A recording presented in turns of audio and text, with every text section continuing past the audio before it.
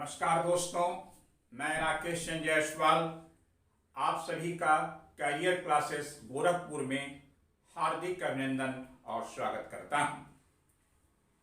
मित्रों, आप लोगों को मैंने पिछले वीडियो में पढ़ाया था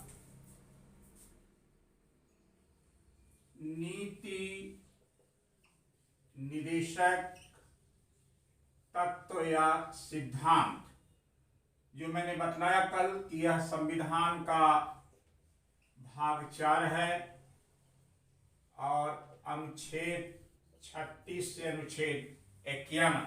तो कल हम लोगों ने अनुच्छेद 36 से अनुच्छेद 51 की एक एक अनुच्छेदों को आपके समक्ष मैं लाइव लिखते हुए अनुच्छेदों की व्याख्या किया था। और मैं कल ये भी आपसे बतलाया था कि अगले वीडियो में मैं आपको बतलाऊंगा नीति निर्देशक सिद्धांत का विशेषता क्या है और मौलिक अधिकार से यह कितना अलग है। साथ ही साथ विद्वानों ने निर्देशक सिद्धांत के विषय में क्या स्टेटमेंट्स दिए हैं, यह मैं आज आपके सम्मुख प्रस्तुत करने चल रहा हूं।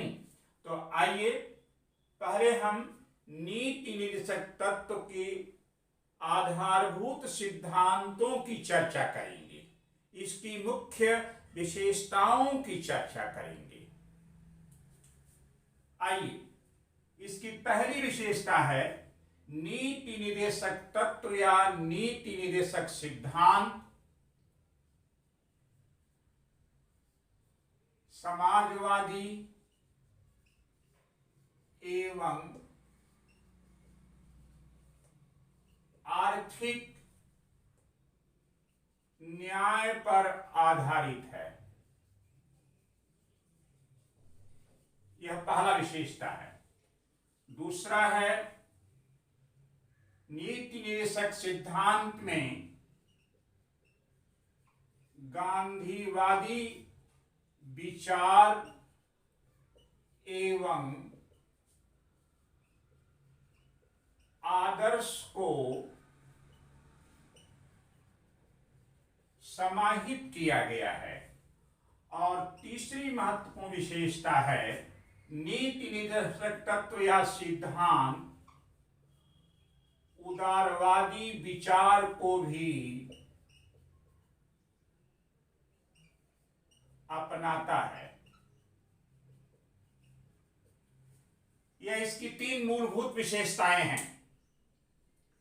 समाजवादी एवं आर्थिक न्याय पर आधारित है, गांधीवादी विचार एवं आदर्श को समाहित करता है, उदारवादी विचार को भी अपनाता है। तो आइए जरा हम एक एक व्याख्या किया जाए कि अनुच्छेदों में क्या क्या कहा गया। तो समाजवादी एवं आर्थिक न्याय पर आधारित निर्देशक सिद्धांत के जो महत्वपूर्ण अनुच्छेद हैं वे यह है अनुच्छेद 38, अनुच्छेद 39, अनुच्छेद 41, अनुच्छेद 42 और अनुच्छेद 43A। यह जो आर्टिकल्स हैं इसका संबंध है समाजवादी एवं आर्थिक न्याय पर आधारित। गांधीवादी विचार एवं आदर्श को जो समाहित करने वाले निर्देशक तत्व के हमारे अनुच्छेद हैं उसके नाम हैं, वो अनुच्छेद मूलतः है अनुच्छेद 40, अनुच्छेद 45, अनुच्छेद 46, अनुच्छेद 47 और अनुच्छेद 48 एवं अनुच्छेद 48A। यह 40, 45, 46, 47, 48, 48 से यह गांधीवादी विचार को प्रस्तुत करता है। उदारवादी जो विचार है, इसके अंतर्गत जो हमारे महत्वपूर्ण अनुच्छेद हैं निदेशक सिद्धांत के, वे हैं अनुच्छेद 44, अनुच्छेद 50 एवं अनुच्छेद 51। ये अनुच्छेद इन 3 सिद्धांत को एडाप्ट करता है और मैं कल आपको अनुच्छेद 36 से अनुच्छेद 51 तक की सभी अनुच्छेदों को विस्तृत रूप से प्रस्तुत किया था। तो आइए पुनः हम लोग एक बार चर्चा करते हैं। अनुच्छेद 38 क्या कहता है? अनुच्छेद 38 कहता है भारत एक लोक कल्याणकारी राज्य है, अर्थात हमारा राज्य भारत में लोक कल्याणकारी राज्य की स्थापना करेगा और ऐसी परिस्थितियां पैदा करेगा जिसकी वजह से प्रत्येक भारतीयों को सामाजिक, आर्थिक एवं राजनैतिक न्याय प्राप्त हो सके, जो हमारे देश में संविधान से पूर्व नहीं था। जब तक हम सामाजिक, आर्थिक, राजनीतिक न्याय को स्थापित नहीं करेंगे, वह परिस्थितियों को लागू नहीं करेगी हमारी राज्य सरकार, तो एक कल्याणकारी राज्य की स्थापना नहीं हो सकता है। तो यह इंपॉर्टेंट चीज है। अनुच्छेद 39 क्या कहता है? आखिर में कल्याणकारी राज्य बनेगा कैसे? अनुच्छेद 39 कहता है राज्य के द्वारा अनुसरणीय तत्व लागू किए जाएंगे। ये अनुसरणीय तत्व क्या है? अनुच्छेद 39A, हमारा राज्य रोजगार के संसाधन स्थापित करे, उसे विकसित करे, जिससे भारत की सभी पुरुषों महिलाओं को अपनी जीवन की न्यूनतम आवश्यकता की पूर्ति करने के लिए रोजगार मिले। 39B क्या कहता है? प्राकृतिक और भौतिक संपदा पर राज्य का नियंत्रण स्थापित हो और नियंत्रण स्थापित करके उसका ऐसा समन्वय तथा सदुपयोग करे कि प्रत्येक को अधिकतम लाभ मिले। 39C क्या कहता है? हमारा राज्य यह भी देखेगा कि किन्हीं हाथों में राष्ट्र की संपदा और उत्पादन के साधन कंसंट्रेट ना होने पाए, केंद्रित ना होने पाए, नहीं तो फिर आर्थिक विषमता आ जाएगी। इस पे राज्य को ध्यान देना है, जिससे कि भारत में समाजवादी और आर्थिक न्याय पर आधारित समाज की स्थापना किया जा सके। इसी 39 में D क्या कहता है? समान कार्यों का समान वेतन, महिला हो या पुरुष, ये इक्वलिटी लाना है, क्योंकि हिंदुस्तान की कुल आबादी में 48.5% महिलाएं हैं। अगर उन महिलाओं को हम आर्थिक सामाजिक परिवर्तन में शामिल नहीं करेंगे तो मेरा देश पिछड़ जाएगा, उनकी ऊर्जा से अपना देश, अपना समाज वंचित हो जाएगा। अगर उनकी ऊर्जा का सदुपयोग करना है तो उन्हें शामिल करना पड़ेगा। तो समान कार्यों का समान वेतन, महिला हो या पुरुष। इसी अनुच्छेद 39E में क्या कहा गया है? हमारी राज्य और सरकारें सदा इस बात का ध्यान रखेंगी कि पुरुषों महिलाओं की शक्तियों और स्वास्थ्य का दुरुपयोग न होने पाए, मिसयूज न होने पाए। ऐसी परिस्थितियां कायम करें कि वह स्वस्थ, प्रसन्न रह करके अपनी शक्तियों का, अपने स्वास्थ्य का, अपने लिए और समाज के उत्थान में वह योगदान कर सकें। बालकों की सुकुमारता का ख्याल रखा जाए। 39 यह क्या कहता है? हमारी राज्य की यह प्राथमिक जिम्मेदारी है कि बालकों का सर्वांगीण विकास करने के लिए एक ऐसी परिस्थिति स्थापित करें जिससे कि बालकों का शोषण न होने पाए। यह अनुच्छेद 39 है। यही है समाजवादी दृष्टिकोण। अनुच्छेद 41 क्या कहता है? विशेष परिस्थितियों में लोगों को काम मिले, शिक्षा हो मिले और आर्थिक सहयोग मिले। अगर कोई व्यक्ति बेकार है, बेकारी से जूझ रहा है, गरीबी से तंग आ गया है, लाचारी है, दुर्व्यवहार है, दुर्बलता है, तो उन्हें राज्य सहायता करे ताकि वह अपने अस्तित्व को स्थापित कर सके। इस बात का इसमें उल्लेख किया गया है। अनुच्छेद 42 क्या कहता है? काम की न्यायोचित एवं मानवोचित दशाओं का होना। जहां पर भी व्यक्ति कार्य कर रहा है वहां पर ह्यूमन कंडीशन बेहतर होना चाहिए, जिससे कि मानसिक शारीरिक रूप से वह निर्भय होकर के अपना कार्य को संपन्न कर सके। यह इसमें कहा गया है अनुच्छेद 42 में। और यह भी कहा गया अनुच्छेद 42 में महिलाओं को मैटरनिटी रिलीफ, प्रसूति लाभ की सहायता दी जा सके जच्चा बच्चा को, ताकि महिला भी स्वस्थ रहे और उसका होने वाला बच्चा भी स्वस्थ रहे। यह दृष्टिकोण को अपनाना है। अनुच्छेद 43 एक कैपिटल लेटर बाद में जोड़ा गया 42वें संविधान संशोधन के द्वारा, जैसा कि मैं पिछले वीडियो में बताया। 43 ये क्या कहता है? जितने भी भारत के उद्योग धंधे और कल कारखाने हैं उनके प्रबंधन में मजदूरों की भागीदारी सुनिश्चित की जाए, ताकि उनका भी हित हो सके, उनका भी इंटरेस्ट को मेंटेन किया जा सके। तो ये अनुच्छेद 38, 39, 41, 42, 43 इसे ही कहते हैं नीति निर्देशक सिद्धांत का समाजवादी एवं आर्थिक न्याय। इसे फोकस करना है, इसे आगे बढ़ाना है। फिर गांधीवादी विचार एवं आदर्श को कौन कौन से अनुच्छेद समाहित करते हैं? अनुच्छेद 40 गांधी जी का, कल मैंने बतलाया था, गांधी जी का यह दृष्टिकोण है, भारत की आत्मा गांव में बसती है। गांव आत्मनिर्भर तभी होंगे जब पंचायतें आत्मनिर्भर हों, इसलिए पंचायतों को समग्र शक्तियां दी जाए। अनुच्छेद 45 क्या कहता है? 6 वर्ष से नीचे की उम्र के बच्चों को उनके स्वास्थ्य, उनकी शिक्षा को बेहतर किया जाए, क्योंकि वह हमारे देश का तकदीर है।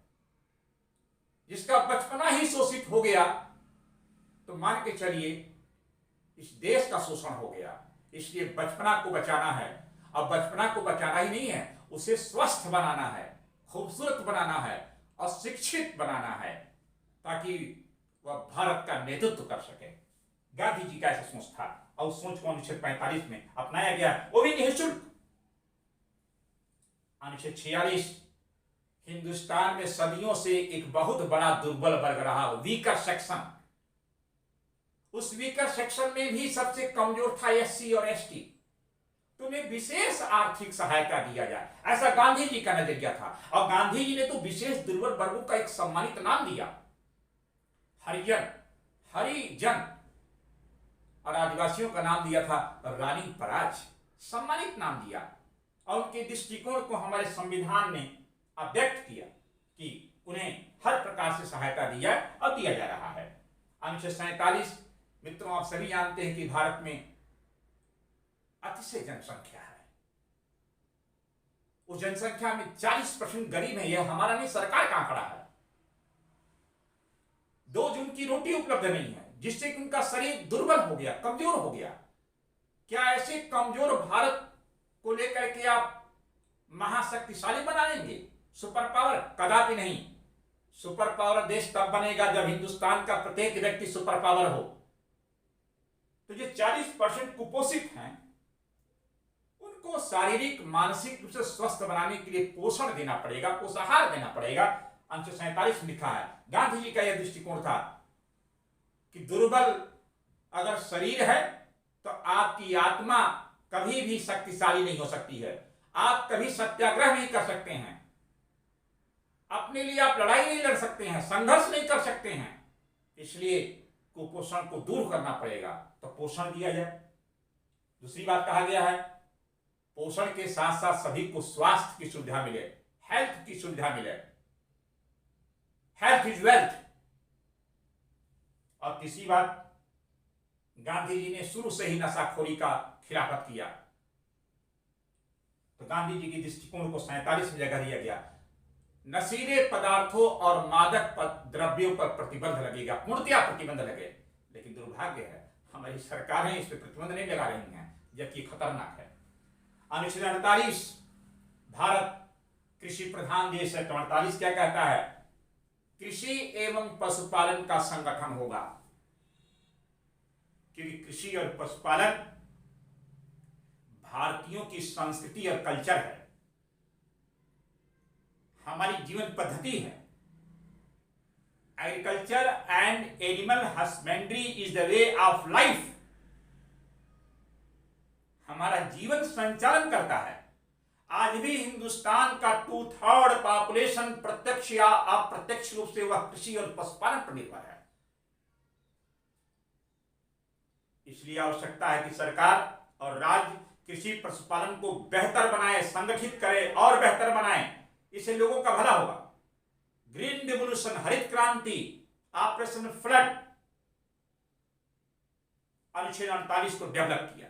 ऐसा गांधी जी का सोच था कि लगातार कृषि को बेहतर बनाएं, पशुपालन को बेहतर बनाएं। इससे आत्मनिर्भर समाज बनेगा, लोगों को रोजगार भी मिलेगा, हम किसी के ऊपर निर्भर नहीं रहेंगे, अपने ऊपर निर्भर रहेंगे। और एक बात और इसमें कहा गया अनुच्छेद 48 में, दुधारू पशुओं को वध करने से रोका जाए ताकि हमारा पशुधन में वृद्धि हो। 48A, पर्यावरण की सुरक्षा एवं संरक्षा की जाए। कौन कह सकता है कि प्रदूषित पर्यावरण में हमारा विकास होगा? किसी भी व्यक्ति का समग्र विकास तभी होगा जब पर्यावरण और पारिस्थितिकी तंत्र स्वस्थ हो, सुंदर हो, टिकाऊ हो, जिससे न सिर्फ हम सुरक्षित संरक्षित रहेंगे, अपितु आने वाली हमारी पीढ़ी भी सुरक्षित और संरक्षित रहेगी। यह गांधीवादी विचार है जिसे अपने इन अनुच्छेदों में अपनाया गया है। अब हम लोग उदारवादी विचार को चर्चा करते हैं। अनुच्छेद 44, 50 और 51। अनुच्छेद 44 क्या कहता है? समान नागरिक संहिता। हिंदुस्तान का किसी भी धर्मावलंबी हो, उसका कोई पद्धति हो, लेकिन समग्र भारत के लिए, समग्र नागरिकों के लिए एक जैसा नागरिक कानून होना चाहिए। यह उदारवादी दृष्टिकोण है, लचीला दृष्टिकोण, सहिष्णु दृष्टिकोण, टॉलरेंस। लेकिन अभी तक ऐसा हुआ नहीं है। आगे क्या होगा देखते रहिए। अनुच्छेद 50, हमारी जो न्यायपालिका है, जुडिशियरी, वह कार्यपालिका से अलग रहे, पृथक रहे, स्वतंत्र रहे, ताकि उसकी निष्पक्षता कायम रहे। अगर न्यायपालिका किसी के अधीनस्थ होकर काम करेगी तो वह संविधान का अभिभावक की भूमिका से कमजोर हो जाएगी। अगर हमारी न्यायपालिका किसी के अधीन होकर काम करेगी तो नागरिकों के मौलिक अधिकारों की सुरक्षा करने में असमर्थ हो जाएगी। अगर हमारी न्यायपालिका किसी के अधीन और किसी के गाइडलाइंस पर चलेगी तो हमारी जो न्यायपालिका है वह न्यायिक समीक्षा नहीं कर पाएगी। वह नहीं कह पाएगी सरकार का बनाया गया कानून ठीक है कि गलत है। इसके लिए हमारी न्यायपालिका को कार्यपालिका से पृथक रखना पड़ेगा, अलग रखना पड़ेगा, स्वतंत्र रखना पड़ेगा, सर्वोच्च रखना पड़ेगा और निष्पक्ष रखना पड़ेगा। और है भी। धन्यवाद अपने संविधान निर्माताओं को इतना बेहतरीन व्यवस्था अपनाया। ये है हमारे नीति निर्देशक सिद्धांत की आधारभूत विशेषताएं जो मैंने आपके सामने प्रस्तुत कर दिया। अब मैं चर्चा करूंगा नीति निर्देशक सिद्धांत या तत्व का संबंध मौलिक अधिकार से कैसे है, किस प्रकार उनसे अलग है। तो जरा इसमें हम लोग फोकस करते हैं। मैं मौलिक अधिकार पिछले 3 वीडियो में बना करके आपको दिखला चुका हूं। आप उसे देख लीजिए, जो नहीं देखे हैं उसको पढ़ लीजिए। और उसके बाद मैं इन दोनों से संबंधित महत्वपूर्ण प्रश्न भी आपके सम्मुख रखेंगे। तो आइए हम आपको निदेशक सिद्धांत और मौलिक अधिकार का अंतर बतलाते हैं। इन दोनों में क्या फर्क है जरा गौर करिएगा। पहला, मौलिक अधिकार, फंडामेंटल राइट। यह मौलिक अधिकार कैसा है? यह वाद योग्य है, जस्टिसिएबल। निदेशक सिद्धांत वाद योग्य नहीं है, नॉट जस्टिसिएबल। ध्यान से सुनिएगा, मौलिक अधिकार वाद योग्य है, यह वाद योग्य नहीं है। यह परिवर्तनीय है, वह परिवर्तनीय नहीं है। अर्थात मौलिक अधिकार को लेकर के हम सर्वोच्च न्यायालय में फरियाद कर सकते हैं कि मेरे अधिकारों का उल्लंघन हुआ, उसे बचाया जाए, या सरकार के द्वारा बनाई गई कानूनों से हमारा अधिकार प्रभावित हो रहा है, तो सुप्रीम कोर्ट हस्तक्षेप करके अपना निर्णय देगी। इसी व्यवस्था को कहते हैं वाद योग्य, परिवर्तनीय योग्य, न्याय योग्य। लेकिन जिन मामलों में सुप्रीम कोर्ट डायरेक्ट हस्तक्षेप न कर सकता हो, उस पर कोई आदेश न दे सकता हो, वह कहते हैं वाद योग्य नहीं है। तो नीति निदेशक सिद्धांत वाद योग्य इसलिए नहीं रखा गया क्योंकि यह सरकार का दिशा निर्देश है कि आप अपने शासन प्रशासन का आधार निदेशक सिद्धांत को ही बनाएंगे। लेकिन निदेशक सिद्धांत में जो बातें कही गई हैं, सरकार देना चाहती है, देती भी है। 1951-52 में जो पहली बार चुनी गई भारत की नेहरू जी की सरकार थी, तब से लेकर के मोदी जी की सरकार तक सभी सरकारों ने अपने संसाधन के अकॉर्डिंग लोगों को बेहतर जीवन जीने के लिए संसाधन दिए हैं, लेकिन जितना जरूरत है अभी नहीं मिल रहा है। तो अगर इस पर आप असहमत हैं और इसको आधार बना करके आप सुप्रीम कोर्ट में अपील करते हैं, तो सुप्रीम कोर्ट यहां पर कोई आपको निर्णय नहीं दे पाएगी, केवल अपील कर सकती है कि भाई करिए, लेकिन उसमें कोई दिशा निर्देश नहीं दे सकती है। इसलिए कहते हैं वाद योग्य नहीं। दूसरा देखिए, मौलिक अधिकार विशेष परिस्थितियों में स्थगित किया जा सकता है। जैसे मान लो आपातकाल लागू हो गया, तो आपातकाल में अनुच्छेद 20 और 21 को छोड़कर शेष मौलिक अधिकार सस्पेंड हो सकते हैं। ठीक, तो यह स्थगित हो सकता है मौलिक अधिकार। लेकिन हमारी जो निदेशक सिद्धांत है, वह किन्हीं भी परिस्थितियों में स्थगित नहीं होगा। ध्यान से देखिएगा, मौलिक अधिकार स्थगित हो सकता है, सस्पेंड, मगर नीति निदेशक सिद्धांत किन्हीं भी परिस्थितियों में स्थगित नहीं हो सकता। तीसरा, मौलिक अधिकार क्या है? साधन है। मौलिक अधिकार साधन है। निदेशक सिद्धांत क्या है? साध्य है। हाँ, मौलिक अधिकार साधन है और निदेशक सिद्धांत साध्य है, यानी वह आपका लक्ष्य है जिसे हम प्राप्त करना चाहते हैं, इसलिए वो कभी स्थगित नहीं हो सकता है। यह एक व्यवस्था दिया गया है। चौथा, मौलिक अधिकार नकारात्मक है। नकारात्मक है, कुछ सकारात्मक है लेकिन अधिकांश नकारात्मक है। और निदेशक सिद्धांत सकारात्मक है। इसका मतलब क्या हुआ? नकारात्मक का मतलब ये हुआ कि मौलिक अधिकार राज्य के विरुद्ध, मौलिक अधिकार राज्य के विरुद्ध नागरिकों को प्राप्त वह अधिकार है जिससे कि हम अपना सर्वांगीण व्यक्तित्व का निर्माण कर सकते हैं। मौलिक अधिकार में राज्य हस्तक्षेप नहीं करेगी, इसलिए नकारात्मक है। मौलिक अधिकार नकारात्मक इसलिए है कि राज्य की निरंकुशता पर वह अंकुश रख सके, ताकि राज्य और राज्य की संस्थाएं निरंकुश न बनने पाए, क्योंकि अगर निरंकुश बनेगा तो हमारे देश की जो व्यवस्था है, लोकतंत्र गणतंत्र, वह भंग हो जाएगा। निदेशक सिद्धांत सकारात्मक है, अर्थात निदेशक सिद्धांत राज्य और राज्य की संस्थाओं को निर्देश देती है कि आप ऐसा करके नागरिकों के जीवन को बेहतर बनाएं, इसलिए निदेशक सिद्धांत सकारात्मक है। ये इंपॉर्टेंट चीज है। आगे सुन लीजिए। निदेशक सिद्धांत मौलिक अधिकार जो है उसका उद्देश्य है भारत में राजनैतिक लोकतंत्र की स्थापना करना, पॉलिटिकल डेमोक्रेसी। मौलिक अधिकार भारत में पॉलिटिकल डेमोक्रेसी बनाएगी। और निदेशक सिद्धांत का उद्देश्य है भारत में सामाजिक एवं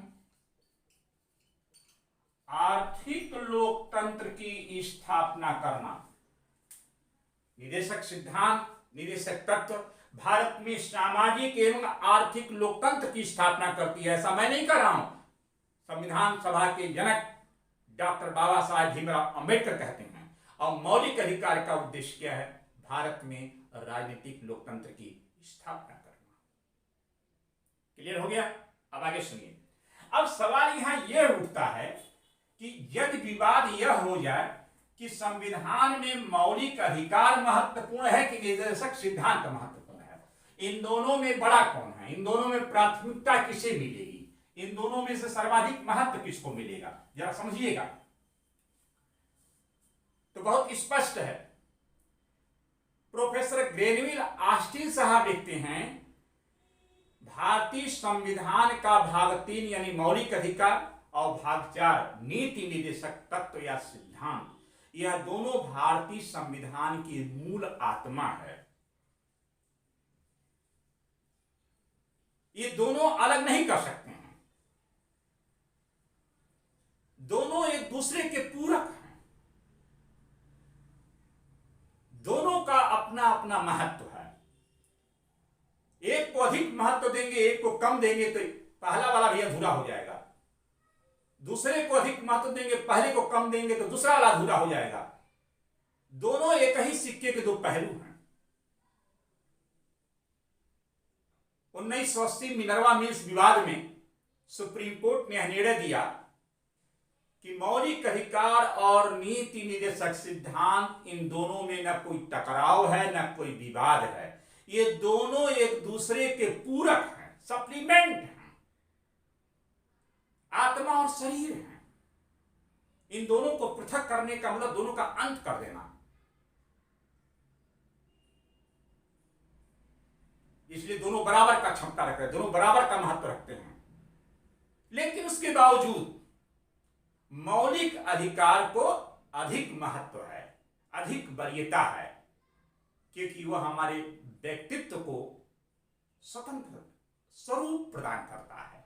तो जब हमारे व्यक्तित्व को स्वतंत्र स्वरूप मिलेगा, उसके बाद की बात नहीं आएगी कि हमको क्या बनना है या नहीं बनना है, कैसे समाज चाहिए। पहले मेरा अस्तित्व तो बने। तो मौलिक अधिकार मेरे अस्तित्व का निर्धारण करता है और उस अस्तित्व का रंग रोगन और संयोजन करता है निदेशक तत्व। तो महत्व तो मौलिक अधिकार को ज्यादा है, कि इसका मतलब ही नहीं हो कि निदेशक सिद्धांत महत्वहीन हो गया। एक और बात कहता है मिनर्वा मिल्स विवाद, निदेशक सिद्धांत का अनुच्छेद 39 बी और सी, यही दो मात्र ऐसे अनुच्छेद या उप अनुच्छेद हैं जो मौलिक अधिकार पर प्रभावी हैं। बाकी शेष मामलों में पहले मौलिक अधिकार तब निदेशक सिद्धांत। तो यह निर्णय करके विवाद का हमेशा के लिए समाधान कर दिया।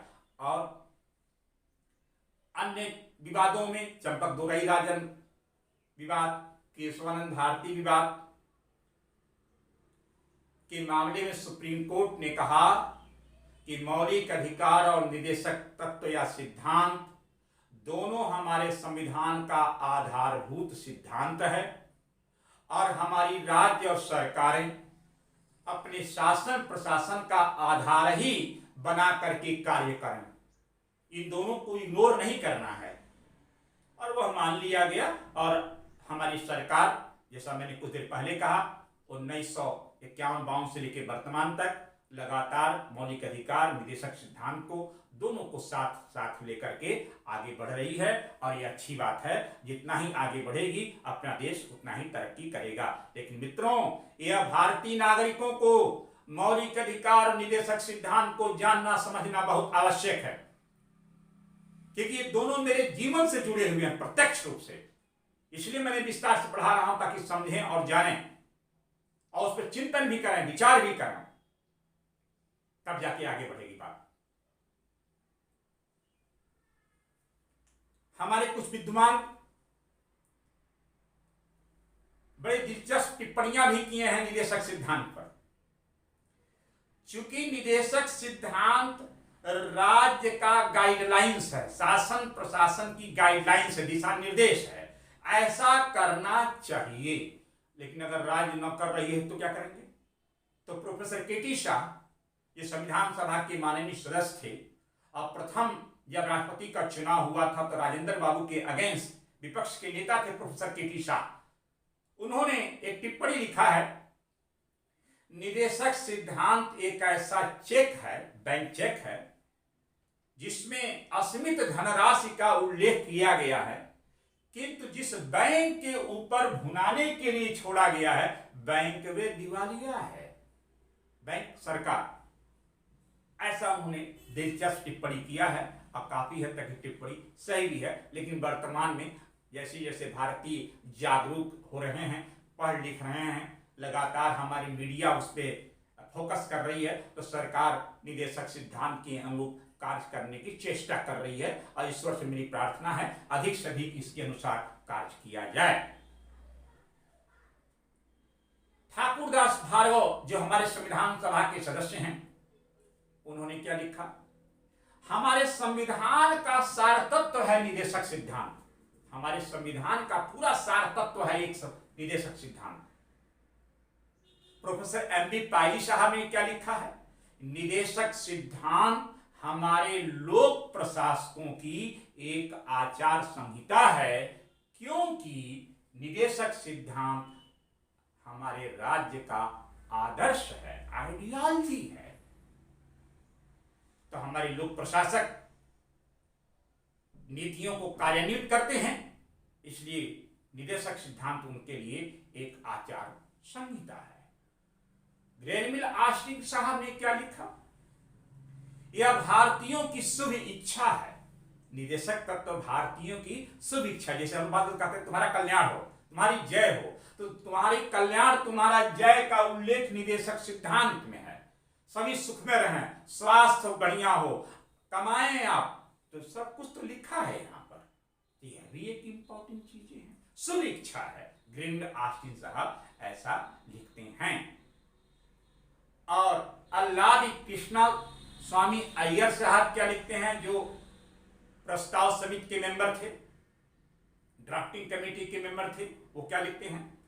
कोई भी लोकप्रिय मंत्रिमंडल यानी चुनी गई सरकार निदेशक सिद्धांत की अवहेलना नहीं कर सकती है। तो ये थे महत्वपूर्ण बातें जो मैंने आपके सम्मुख प्रस्तुत किया। मित्रों, यदि मेरी बात आपको समझ में आ रही है, मेरी पढ़ाई का तरीका आपको अच्छा लग रहा है, तो मैं आपसे अपील करता हूं कि आप लोग हमें अधिक से अधिक सब्सक्राइब करें। और मैं कल आप लोगों को मौलिक अधिकार तथा निदेशक सिद्धांत से संबंधित महत्वपूर्ण प्रश्न जो आए हैं या आ सकते हैं, उस पर हम चर्चा करेंगे। लेकिन सब्सक्राइब जरूर करें। थैंक यू, नमस्कार, जय हिंद।